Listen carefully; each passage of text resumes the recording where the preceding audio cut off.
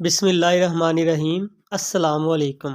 आज इस वीडियो में चैप्टर 8 के न्यूमेरिकल देखेंगे। जो पहला न्यूमेरिकल है, an electric heater supply heat at the rate if 1000 joule पर सेकंड। यहाँ हमें ये बताया जा रहा है कि एक इलेक्ट्रिक हीटर है जो 1000 जूल की पावर से हीट ट्रांसफ़र कर रहा है।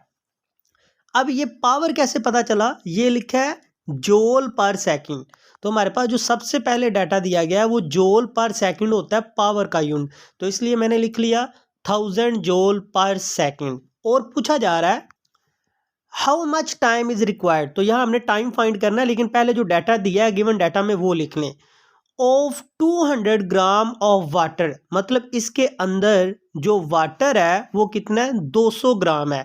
तो ये मैस इसका 200 ग्राम है, इसको कन्वर्ट करना है किलोग्राम में, क्योंकि मैस का यूनिट केजी होता है। तो 1000 पे डिवाइड करेंगे तो 0.2 केजी आ जाएगा।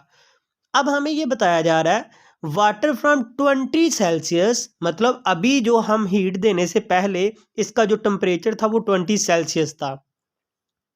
हम जानते हैं कि जो सेल्सियस होता है उसको केल्विन में कन्वर्ट करना होता है, क्योंकि टेम्परेचर का यूनिट होता है केल्विन। इसी तरह जैसे मैस को ग्राम को हमने केजी में कन्वर्ट किया है, इसी तरह हमने सेल्सियस को केल्विन में कन्वर्ट करना होता है, क्योंकि टेम्परेचर का यूनिट है केल्विन।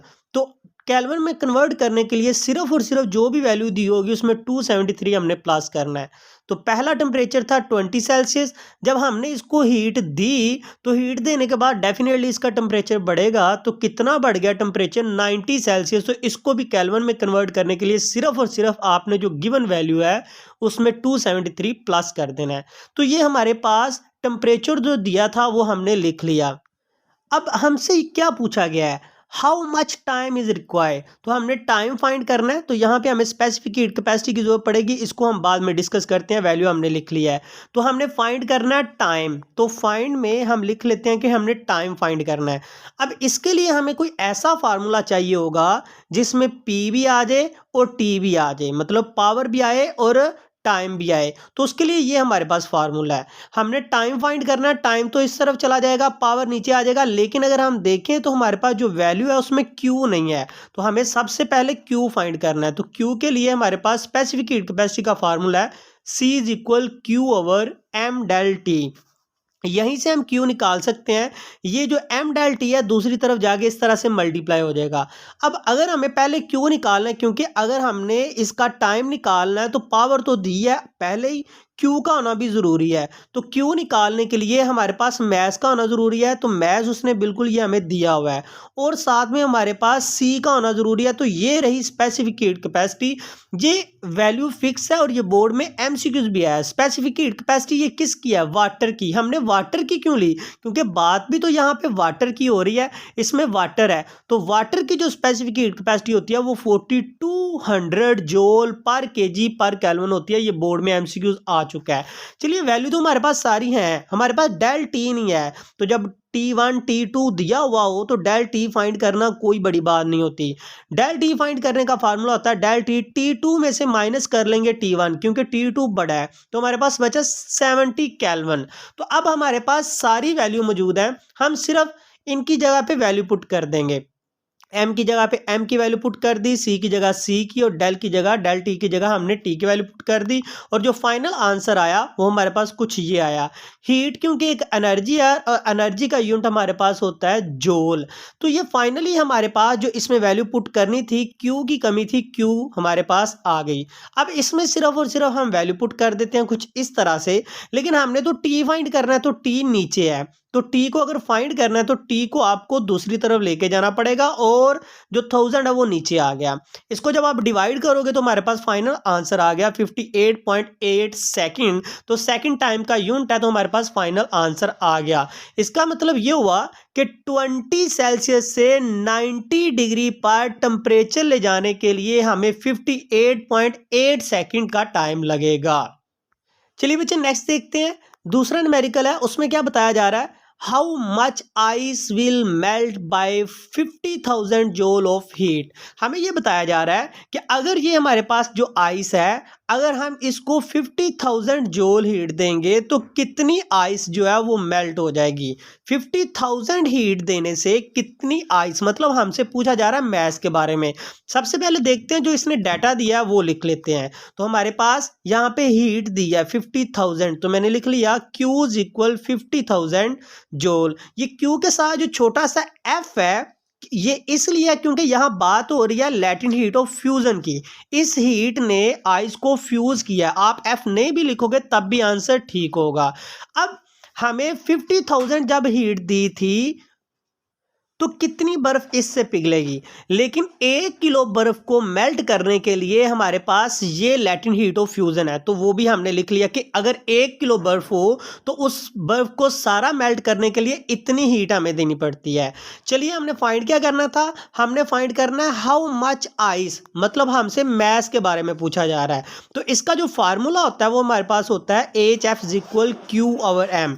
हमने तो M फाइंड करना है, तो M दूसरी तरफ चला जाएगा। Q की वैल्यू हमने Q की जगह पुट कर दी, HF की वैल्यू H इसकी जगह पुट कर दी, और M दूसरी तरफ जब चला जाएगा तो वो नीचे आके डिवाइड हो जाएगा। इसको डिवाइड करेंगे तो हमारे पास फार्मूले में जब आप कैलकुलेटर से सॉल्व करोगे तो मुमकिन है कि आपके पास आंसर कुछ इस तरह से आए 0.1488। तो आपने परेशान नहीं होना, इस 8 के अगली जो वैल्यू है ये 5 से बड़ी है। जो वैल्यू 5 या 5 से बड़ी होती है तो वो पिछले को राउंड ऑफ कर देती है। राउंड ऑफ करने से ये हो जाएगा 0.149 हो जाएगा। अब जब अभी ये हमारे पास क्योंकि वैल्यू किलोग्राम में है, अगर आपकी बुक के ऊपर ये आंसर ग्राम में है तो आप इसको 1000 से मल्टीप्लाई करके इसको ग्राम में वैल्यू कन्वर्ट कर सकते हो। अभी ये देखें ये हमारे पास 9 है, 9 ने राउंड ऑफ होके ये जो 4 है इसको 5 बना देगा, तो ये आंसर आएगा 0.150 किलोग्राम। क्योंकि यहाँ पे किलोग्राम है इसलिए आंसर अभी हमारे पास आ रहा है किलोग्राम में, लेकिन बुक वाले ने ये आंसर दिया हुआ है ग्राम में। तो इसको ग्राम में कन्वर्ट करने के लिए जस्ट आपने क्या करना है, इसको 1000 से मल्टीप्लाई कर देना है। अगर आप इसको किलोग्राम में रखोगे आंसर फिर भी ठीक है, लेकिन क्योंकि बुक वाले ने ग्राम में दिया हुआ है तो आप 1000 से मल्टीप्लाई करोगे तो आपके पास right option M is equal 150 gram answer आ जाएगा। चलिए नेक्स्ट देखते हैं। नेक्स्ट क्या बताया जा रहा है, इसमें हमें बताया जा रहा है find the quantity of heat needed to melt 100 gram of ice. हमें ये बताया जा रहा है कि ये जो आइस है इसका मैस है हमारे पास 100 ग्राम।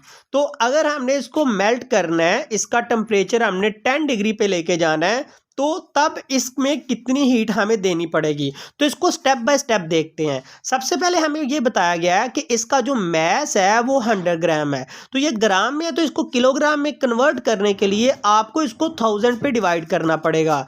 100 को आपको 1000 पे जब आप डिवाइड करेंगे तो आपके पास आंसर आ जाएगा 0.1 kg। हमने इसको kg में क्यों कन्वर्ट किया, क्योंकि हम जानते हैं मैस का यूनिट हमारे पास किलोग्राम होता है। तो पहला स्टेप हमने कर लिया, हमने इसको कन्वर्ट कर लिया। अभी अगर देखें ये जो बर्फ है इसका टेम्परेचर कितना है, अभी इसका टेम्परेचर -10 डिग्री है, तो हम इसका T1 जो है वो लिख लेते हैं -10 डिग्री। तो मैं शुरू से बताता आ रहा हूँ टेम्परेचर का यूनिट केल्विन होता है। जिस तरह हमने ग्राम को किलोग्राम में कन्वर्ट किया है इसी तरह हमने सेल्सियस को केल्विन में कन्वर्ट करने के लिए सिर्फ और सिर्फ इसमें 273 प्लस कर देना है। तो अब हमारे पास ये केल्विन में कन्वर्ट हो गया। अब हमें पता है कि अगर इस बर्फ को मेल्ट करना है तो हम इसको हीट देंगे। जब हम हीट देंगे कुछ इस तरह से हीट देंगे तो बर्फ उसी टाइम मेल्ट होना नहीं शुरू होगी। पहले बर्फ का टेम्परेचर था -10 सेल्सियस, वो -10 सेल्सियस पहले 0 डिग्री पे आएगी। आप हीट दोगे तो टेम्परेचर बढ़ते बढ़ते, क्योंकि -10 छोटा है और 0 बड़ी वैल्यू है, तो आप हीट दोगे तो टेम्परेचर बढ़ते बढ़ते बढ़ते बढ़ते पहले 0 तक पहुंचेगा। जब टेम्परेचर 0 तक पहुंचेगा तो आपकी जो आइस है वो मेल्ट होना शुरू हो जाएगी। तो इसका मतलब जो दूसरा टेम्परेचर अगर आपने आइस को मेल्ट करना है तो T2 जो है वो 0 है, तो हम तो इसको केल्विन में कन्वर्ट करने हैं, तो आपने इसमें 273 प्लस कर देना है। नेक्स्ट हम देखते हैं कि हमारे पास ये जो बर्फ है अब जब 0 डिग्री पे चली गई है तो इसको मेल्ट करना है। तो मेल्ट करने के लिए हमें कितनी हीट देनी पड़ेगी, लेकिन पहले हमें यह जानना है कि -10 से 0 तक जब पहुंचा तो उसके लिए हमें कितनी हीट देनी पड़ी। चलिए हमें फाइंड क्या करना है, यहाँ पे find the quantity of heat. हमने Q फाइंड करना है। अब Q हमें जो फाइंड करना है वो -10 से 0 तक, मतलब पहले बर्फ बहुत सख्त थी, उसका टेम्परेचर -10 था और हमने उसको मेल्ट करना था, तो उसका टेम्परेचर वो तभी मेल्ट होगी जब उसका टेम्परेचर 0 पे पहुंचेगा। हम जानते हैं बर्फ जो है वो 0 डिग्री पे ही फ्रीज होना शुरू होता है पानी, और 0 डिग्री पे ही बर्फ जो है वो मेल्ट होना शुरू होती है। तो उसके लिए हमारे पास जो फार्मूला होगा वो होगा CM डेल टी। तो मेरे पास M मौजूद है, बिल्कुल ये मेरे पास M की वैल्यू मौजूद है। मेरे पास C मौजूद है, नहीं C नहीं है। C क्या होता है? Specific heat capacity of water. मैं पिछली स्लाइड में बता चुका हूँ, ये आप याद कर लो, ये MCQs भी आ सकता है। लेकिन यहाँ पे हम देखते हैं ये जो C है ये specific heat capacity of water नहीं है। हम तो मेल्ट कर रहे हैं आइस को, तो specific heat capacity of ice चाहिए। तो आइस की वैल्यू 2100 जूल पर केजी पर केल्विन है और वाटर की 4200 मैं पहले आपको बता चुका हूं। अब हमारे पास कमी है तो डेल टी की, तो डेल टी निकालना भी सिखाया। जब आपके पास T1 और T2 हो तो आपने बड़ी रकम को, क्या है T2 है, तो T2 में से माइनस कर लेना T1, तो उसमें वैल्यू पुट करेंगे तो हमारे पास डेल टी भी आ गया। अगर हम देखें तो फार्मूले के अकॉर्डिंग हमारे पास अब सारी ही वैल्यू मौजूद हैं, जस्ट हमने इसमें वैल्यू पुट कर देनी है। M की जगह पे हमने M की वैल्यू पुट कर दी, C की जगह हमने C की वैल्यू पुट कर दी और डेल टी की जगह डेल टी की वैल्यू पुट की, और फाइनल आंसर हमारे पास आया 2100 जूल। इसका मतलब ये हुआ कि जब इसका टेम्परेचर -10 था और -10 से हम 0 टेम्परेचर तक पहुंचे, तो -10 से 0 तक पहुंचने के लिए हमें 2100 जूल की हीट देनी पड़ी। अब ये बर्फ जो है वो पिघलना शुरू हो गई, लेकिन अब हमने ये देखना है कि जो हमारे पास 100 ग्राम की बर्फ थी, वो बर्फ जो है वो सारी की सारी लिक्विड में कन्वर्ट होने के लिए कितनी हीट लगेगी। यहाँ समझना जरूरी है कि अभी बर्फ पिघलना शुरू हुई है, तो हमने इतनी हीट दी है तो उससे वो पिघलना शुरू हो गई है। लेकिन बर्फ तो हमारे पास 100 ग्राम थी, तो वो सारी की सारी बर्फ को अगर लिक्विड में कन्वर्ट करवाना है तो कितनी हीट देनी पड़ेगी। तो उसके लिए क्योंकि बर्फ फ्यूज हो रही है तो फार्मूला लगेगा लैटेंट हीट ऑफ फ्यूजन। उसका फार्मूला होता है HF इक्वल, ऊपर हमारे पास आ जाएगा Q और नीचे आ जाएगा M। इसी को अगर आप ऑर्डर करोगे तो हमारे पास, क्योंकि हमने हीट फाइंड करनी है, तो Q इस तरफ रहेगा और M दूसरी तरफ जाके मल्टीप्लाई हो जाएगा। हमारे पास M की वैल्यू है, बिल्कुल मैस हमें 0.1 kg दिया हुआ है, लेकिन हमारे पास लैटेंट हीट ऑफ फ्यूजन नहीं है। तो लैटेंट हीट ऑफ फ्यूजन की वैल्यू हमारे पास होती है 33,6000 जूल पर केजी। ये आपको टेबल में से याद करनी पड़ेगी वैल्यू। अब इसमें वैल्यू पुट कर देंगे तो हमारे पास कुछ फाइनल आंसर इस तरह से आ जाएगा। इसका मतलब ये हुआ कि जब टेम्परेचर -10 डिग्री था तो उसको 0 डिग्री पे लाने के लिए हमें 2100 जूल हीट देनी पड़ी। अब अगर उस डिग्री पे बर्फ पिघलना शुरू हुई है तो मजीद हमें कितनी हीट देनी पड़ेगी? इतनी हीट देनी पड़ेगी तो वो जो बर्फ है वो सारी की सारी लिक्विड में तब्दील हो जाएगी। इतना तो हमने समझ लिया। अब अगला छोटा सा उसने ये स्टेप पूछा हुआ है, इनटू वाटर एट 10 डिग्री। हमें ये पता है कि 10 से वो 0 पे पहुंचा और 0 पे सारी हमने इतनी हीट दे दी कि वो सारी बर्फ जो है वो लिक्विड में तब्दील हो गई। लेकिन अभी कहता है कि आपने और हीट देनी है और इतनी हीट देनी है कि उसका टेम्परेचर जो है वो 10 डिग्री पे पहुंच जाए। मतलब आपको मजीद हीट, यहाँ एक आपने, चले मैं इसको यहाँ पे ड्रा करता हूँ, जब -10 था तो आपने इसको हीट दी Q1, हीट देते देते यहाँ तक आप पहुँचे और यहाँ पे Q2 0 डिग्री पे भी हीट दी। अब और हमने 10 डिग्री टेम्परेचर बढ़ाने के लिए एक और हीट दे रहे हैं, उसका नाम हम रख लेंगे Q3। चलिए इसके लिए हमें कितनी हीट देनी पड़ेगी? वही फार्मूला MC डेल टी। तो M की वैल्यू हमारे पास ऑलरेडी दी हुई है, डेल टी भी हमने ऑलरेडी फाइंड किया हुआ है। हमें अगर ज़रूरत है तो C की, तो यहाँ पे जो हमारे पास लगेगा वो specific heat capacity of water लगेगी, तो वो भी हमने लिख ली। यहाँ इसमें वैल्यू पुट करेंगे, वैल्यू पुट करने के बाद जो फाइनल आंसर आया वो कुछ इस तरह से। तो Q1 निकल आया। Q1 क्या था? जब -10 से 0 डिग्री पे पहुंचे तो हमें इतनी हीट देनी पड़ी। उस बर्फ को सारा लिक्विड में कन्वर्ट करने के लिए हमें Q2 देना पड़ा और मजीद 10 डिग्री टेम्परेचर बढ़ाने के लिए हमें इतनी हीट और देनी पड़ी। अगर देखें कि -10 से 10 तक का फासला जो कवर हुआ है, -10 से वो पहले 0 पे आया, 0 से फिर वो 10 10 डिग्री पे पहुंचा। तो ये सारा प्रोसीजर जो है कितनी हीट लगी, इन सारी हीट को आप प्लस करोगे तो हमारे पास कुछ इसमें वैल्यू पुट करने से फाइनल आंसर ये आ गया। और ये हमें हीट देनी पड़ी -10 से 10 डिग्री का फासला कवर करने के लिए हमें इतनी हीट देनी पड़ी। नेक्स्ट देखते हैं, नेक्स्ट क्या बताया जा रहा है। नेक्स्ट न्यूमेरिकल है how much heat is required to change 100 gram of water. मतलब हमारे पास ये एक पानी है और यहाँ पानी कितना है, इसका मैस जो है वो 100 ग्राम है। हम जानते हैं कि ग्राम को हमें किलोग्राम में कन्वर्ट करना होता है। किलोग्राम में कन्वर्ट करने के लिए 1000 पे डिवाइड करेंगे तो हमारे पास वो किलोग्राम में कन्वर्ट हो जाएगा। हमने क्यों किलोग्राम में कन्वर्ट करना होता है, क्योंकि मैस का यूनिट होता है किलोग्राम, तो ग्राम को हमने किलोग्राम में कन्वर्ट करना होता है। अब यहाँ हमसे ये पूछा जा रहा है कि ये जो 100 ग्राम पानी है, इस पानी को 100 डिग्री पे आपने सारे को भाप में कन्वर्ट करना है, मतलब स्टीम में कन्वर्ट करना है। तो कितनी heat, how much heat is required, तो कितनी हीट लगेगी। यहाँ पे हम देखते हैं, अगर आप टेम्परेचर नहीं भी लिखोगे तो अंडरस्टूड है कि 100 डिग्री पे ही जो वाटर है वो बॉयल करना शुरू होता है। तो हमने फाइंड क्या करना है, हमने हीट फाइंड करना है। और इसका हमारे पास जो फार्मूला होता है वो